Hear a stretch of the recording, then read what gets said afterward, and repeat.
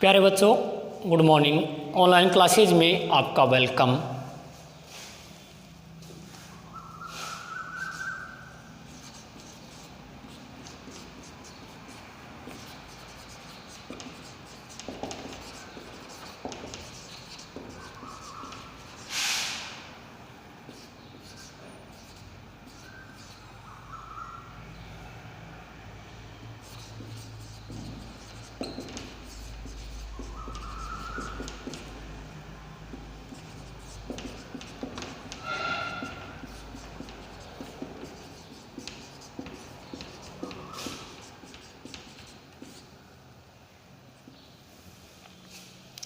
पिछले वीडियो में हमने ये लेसन नंबर 10 कैचवे की संरचना एवं कृषि महत्व इसको प्रारंभ किया था। तब तक हमारे पार्ट 12 कंप्लीट हो चुके थे। आज का पार्ट नंबर 13। इससे पहले हमने पार्ट नंबर 12 में कैचवे की बाह्य संरचना का विस्तार पूर्वक अध्ययन किया था। आज हम कैचवे की जो आंतरिक संरचना है, जो इंटरनल स्ट्रक्चर है, इसका हम अध्ययन करने जा रहे हैं।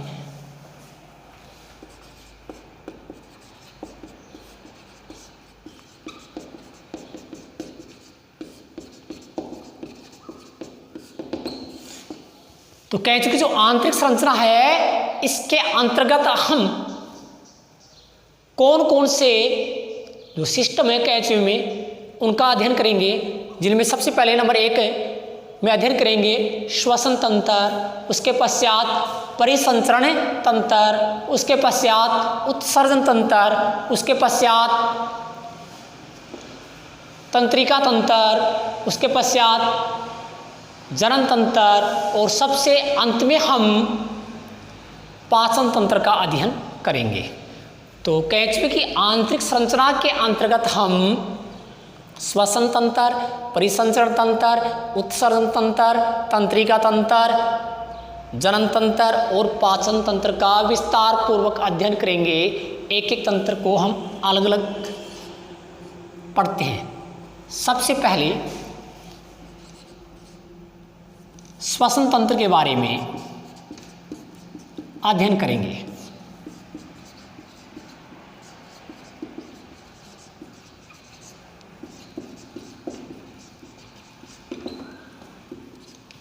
कैचवे के श्वसन तंत्र के बारे में हम अध्ययन करने जा रहे हैं। तो कैचवे में श्वसन तंत्र नहीं पाया जाता है।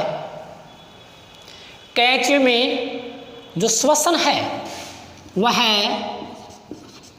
नम त्वचा के द्वारा होता है। याद रखिए, कैचवे के श्वसन अंग का नाम बताइए। तो कैचवे में से श्वसन तंत्र का अभाव होता है, लेकिन कैचवे में जो श्वसन क्रिया है वह किसके द्वारा संपन्न होती है? नम त्वचा के द्वारा। कैचवे में श्वसन नम त्वचा के द्वारा होता है।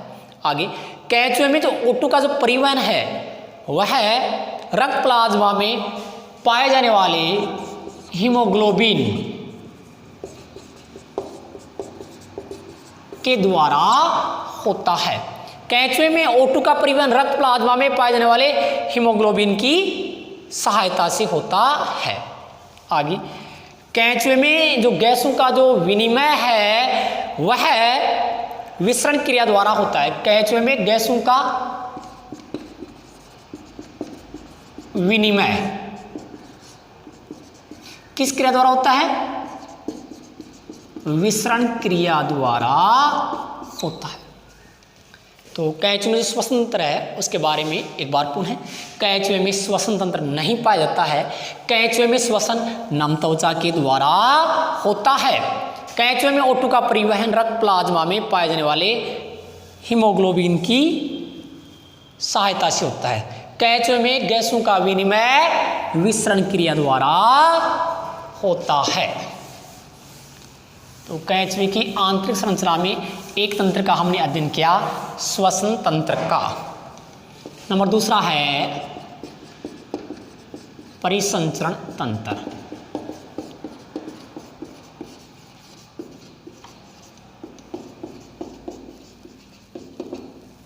परिसंचरण तंत्र सर्कुलेटरी सिस्टम।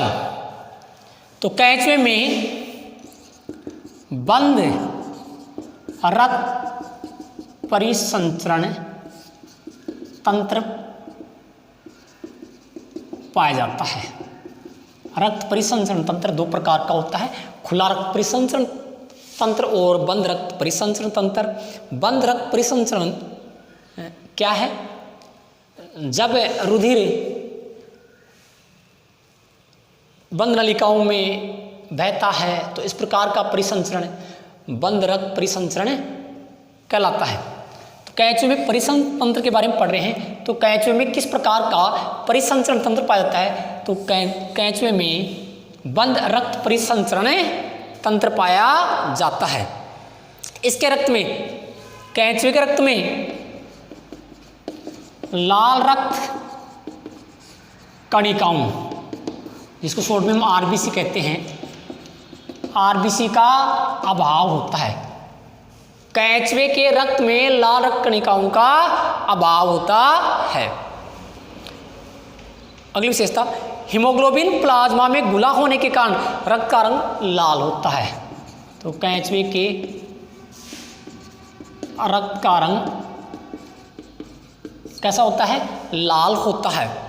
तो हीमोग्लोबिन है वो प्लाज्मा में घुला होने के कारण रक्त का रंग लाल होता है। कैचवे में 4 जोड़ी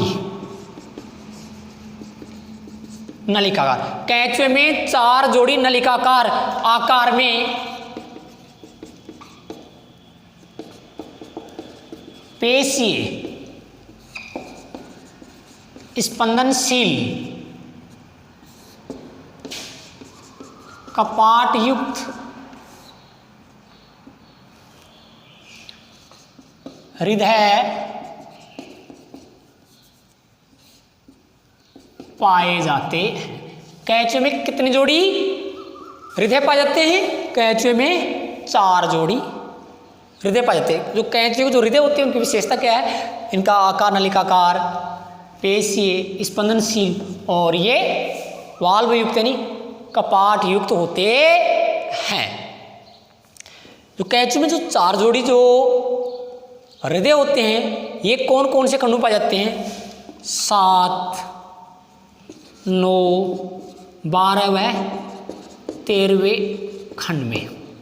याद रखिए, कैचवे में हृदय कौन कौन से खंडों में पाए जाते हैं? तो कैचवे में 7, 9, 12 व 13वें खंड में हृदय पाए जाते हैं। तो कैचवे के परिसंचरण तंत्र को एक बार पुनः हम रिवाइज करते हैं। कैचवे में बंद रक्त परिसंचरण तंत्र पाया जाता है। कैचवे में जो रक्त है इसमें लाल रक्त कणिकाओं का अभाव होता है, यानी आरबीसी का अभाव होता है। कैचवे का जो रक्त होता है वह लाल रंग का होता है। कैचवे में 4 जोड़ी नलिकाकार आकार में पेशीय स्पंदनशील कपाट युक्त हृदय पाए जाते हैं। ये कैचवे के जो हृदय हैं 7, 9, 12 व 13वें खंड में पाए जाते हैं। कैचवे की आंतरिक संरचना में जो अगला जो सिस्टम है वह है उत्सर्जन तंत्र। नंबर 3, उत्सर्जन तंत्र। तो सबसे पहले इसमें एक इम्पोर्टेंट क्वेश्चन है, कैचवे के उत्सर्जी अंग का नाम बताइए। तो कैचवे का उत्सर्जी अंग होता है नेफ्रिडिया। नेफ्रिडिया याद रखिए, इंपॉर्टेंट क्वेश्चन है। कैचवे के उत्सर्जी अंग का नाम बताइए। तो इसका राइट आंसर है नेफ्रिडिया। इसको वृक्क कहा जाता है। अब कैचवे में जो नेफ्रिडिया पाए जाते हैं ये कार्य के आधार पर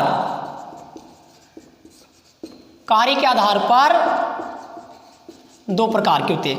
कैचवे में पाए जाने वाले नेफ्रिडिया कार्य के आधार पर 2 प्रकार के होते हैं, जिनमें एक है बहिर्मुखी नेफ्रिडिया। कैचवे में पाए जाने वाले जो नेफ्रिडिया हैं ये कार्य के आधार पर 2 प्रकार के होते हैं, जिनमें पहला है बहिर्मुखी नेप्रिडिया। बहिर्मुखी नेप्रिडिया सीधे शरीर के बाहर जो बाहरी भाग हैं उनमें खुलकर उत्सर्जन करते हैं। बहिर्मुखी नेप्रिडिया सीधे शरीर के बाहरी भाग में खुलकर, शरीर के बाहरी भाग में खुलकर उत्सर्जन करते हैं। नंबर 2 है, पहला कार्य के आधार पर नेप्रिडिया 2 प्रकार के होते हैं, जिसमें पहला है बहिर्मुखी नेप्रिडिया, नंबर दूसरा है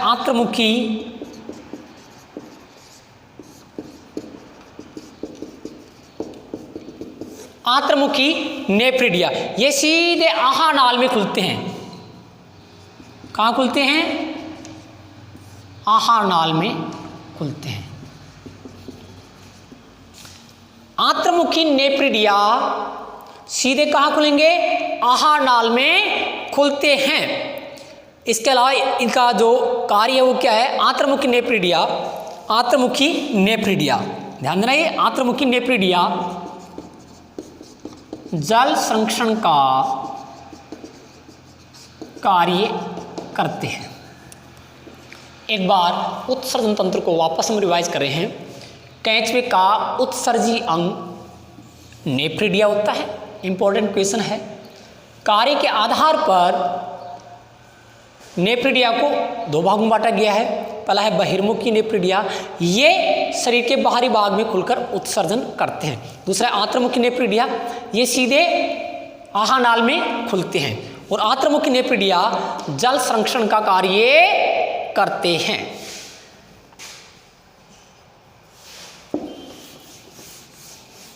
कैंचवे की आंतरिक संरचना में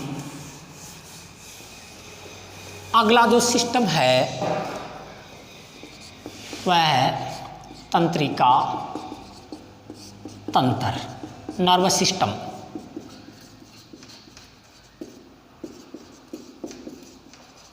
नर्वस सिस्टम कैंचवे में सुविकसित व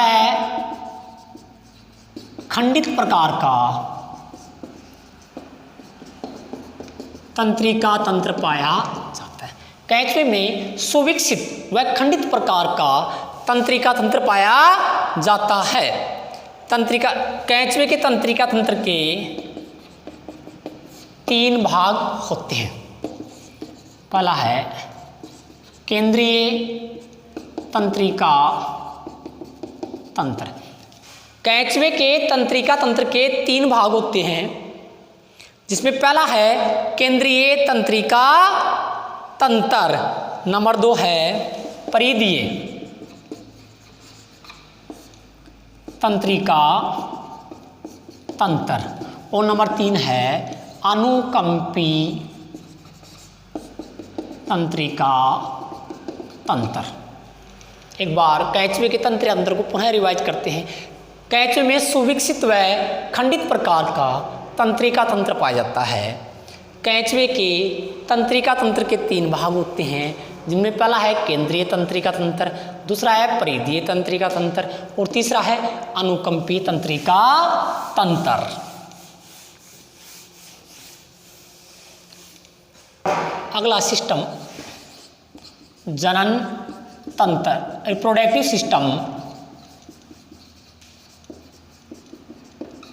रिप्रोडक्टिव सिस्टम कैंचवा उभयलिंगी प्राणी होता है। द्विलिंगी या उभयलिंगी? कैंचवा उभयलिंगी प्राणी होता है, लेकिन कैंचवे में लैंगिक जनन पाया जाता है। क्यों? क्योंकि कैंचवे में पुंपूर्वता पाई जाती है। पुंपूर्वता पाई जाती है। कैंचवा उभयलिंगी प्राणी है, लेकिन इसमें लैंगिक जनन सेक्सुअल रिप्रोडक्शन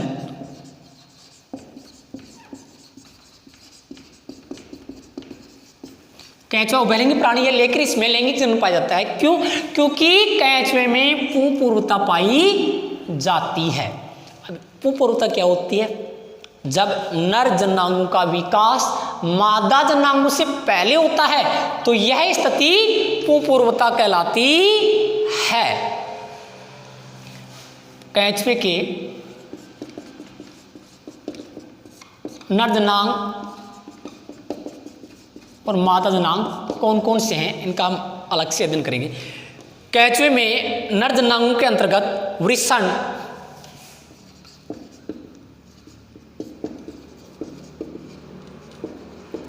वृषणकोश, शुक्राशय, प्रोस्टेट व सहायक ग्रंथियां होती हैं।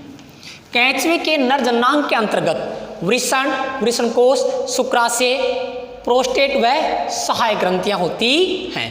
कैंचवे के मादा जननांग के अंतर्गत अंडाशय, अंडकीप, अंडवाहिनियां,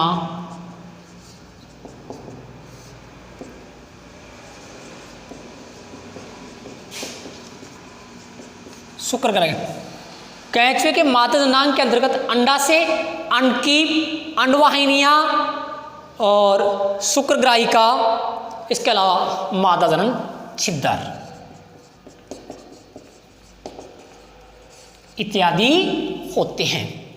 तो आज के वीडियो में हमने कैंचवे की आंतरिक संरचना में श्वसन तंत्र, परिसंचरण तंत्र, उत्सर्जन तंत्र, तंत्रिका तंत्र और जनन तंत्र के बारे में विस्तारपूर्वक अध्ययन किया। Thank you.